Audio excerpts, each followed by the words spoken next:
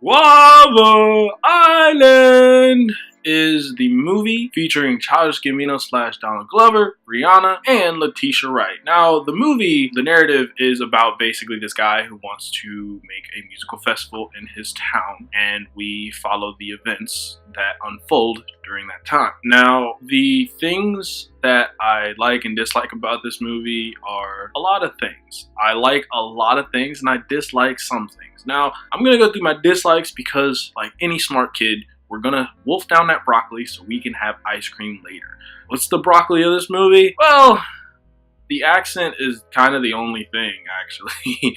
I just thought it was hilarious. He's kind of like Donald is kind of tumbling in between, trying to sound like he's of this island and trying to have like this African accent sort of to him, African / Cuban accent, and it's just not. It comes in a little bit and then it just disappears, and it's just hilarious because I'm just like, I know what you were trying to do, man, but it didn't work. It was like it wasn't jarring or anything, but it was just pretty funny how he was trying to like give himself an accent. It just wasn't working. If that's the only real misfire, next to maybe the narrative pacing, I felt was a little bit fast. However, given the time frame of this movie is like 55 minutes, I don't think you can't really stretch it out too far. Now, everything I liked about this movie, I am ready for the ice cream. So this movie is really colorful. Though blue and red serve as two narrative motifs with their colors, I really enjoy the fact that there's no shot in this movie that feels like it has no color. Though there are like a few towards the end that have a little lack of color, it's only because of the setting. It was at night, and where it was and what happened and occurred there kind of meant that it had to have that lack of color. Now, there's also the dance numbers, and I can't believe I'm saying this because I actually really hate musicals. I just can't. I don't. Just something about them, I don't like them. But anyway, if Childish Gambino directed one, I would watch it. I would actually watch it. The dance numbers in here and the hilarious like moves that come out of that are just very obvious here. And the fact that he managed to tie in all of these 4 songs that we've heard, the exception is the one called like Die Together and I think Time. Those 2 are ones I haven't heard before. Now, what I think is interesting is I'm not sure, I'm speculating a little bit here, but potentially during the filming of this is when he like made these songs, and then like this movie is kind of almost showing what led to like the This Is America music video and Summertime Magic, all these little things. And it was cool how instead of it just being like, this is a Childish Gambino song, it was worked into the narrative in a way to show how like Denny the character, which is Childish Gambino's character who's trying to make this festival happen, how Denny is musically inclined for one and makes these songs.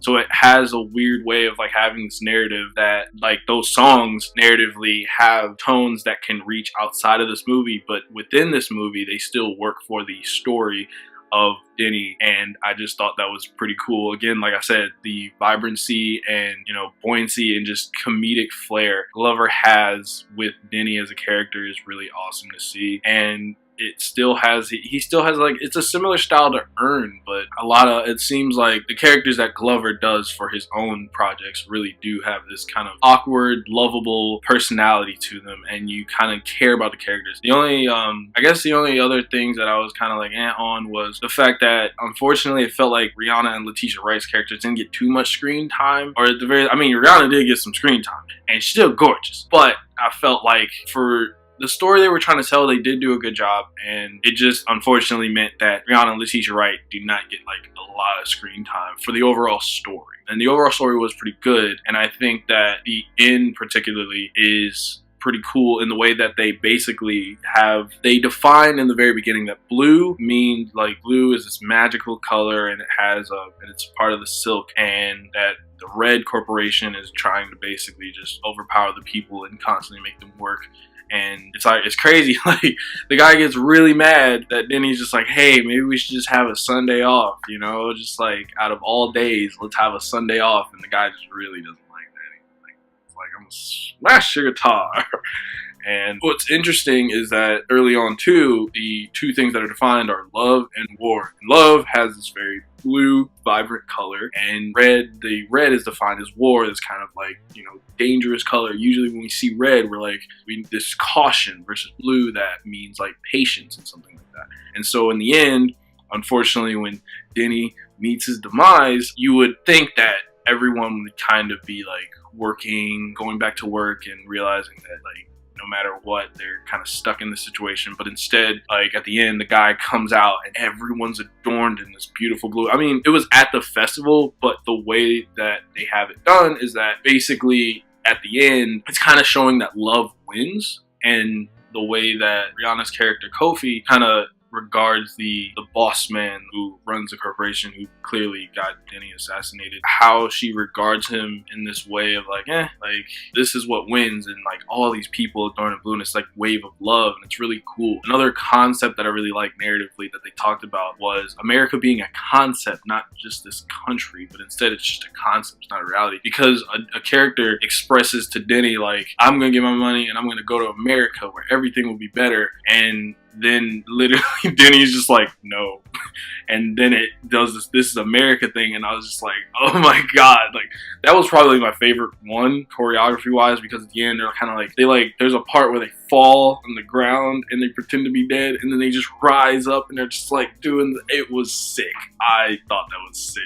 The cool thing about it is America as a concept is true. It has like kind of infected other places, because people, I don't know right now if people see it as like the crown jewel of like society, but the fact that people are trying to move here and always trying to find a way in kind of would lead to infer that there are things about America, at least the concepts of being rich and famous and having, you know, that wealth that allows you to have that freedom, is something that I think clearly strikes a chord with people outside of the country. And the key thing that Donald touches on with his character Denny is that these things don't necessarily have to be just limited to America. They can stretch out, and with that character trying to like go to America, and then Denny's character being like, no, don't have to.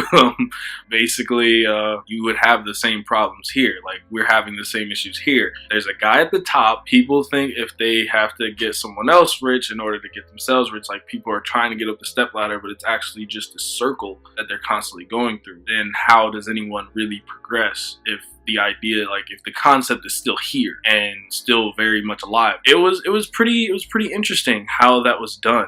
And again, like I said, the choreography was great. That narrative detail and like questioning how America is. Donald's really good at criticizing America, even though he's like one of the like, I'm pretty sure the man is not worse for wear in the financial department. I'm pretty sure he's pretty affluent, but it's pretty cool that he doesn't let up on like criticizing America, or, you know, showing that there are the aspects of America can be everywhere, and it's not necessarily just this proud country that everyone follows the lead of, but the concepts are what really, you know, garner that attention and get those people coming. So Guava Island, like I said, narratively it was cool. Rihanna was gorgeous, and she looked really regal at the end. Like, yeah, Rihanna was gorgeous. Letitia Wright was pretty funny, and overall the story was, for a 55-minute film, the story was well done. Obviously, like I said, I would love more like Rihanna and more Letitia Wright, because they're always great. But for what we got, I'm not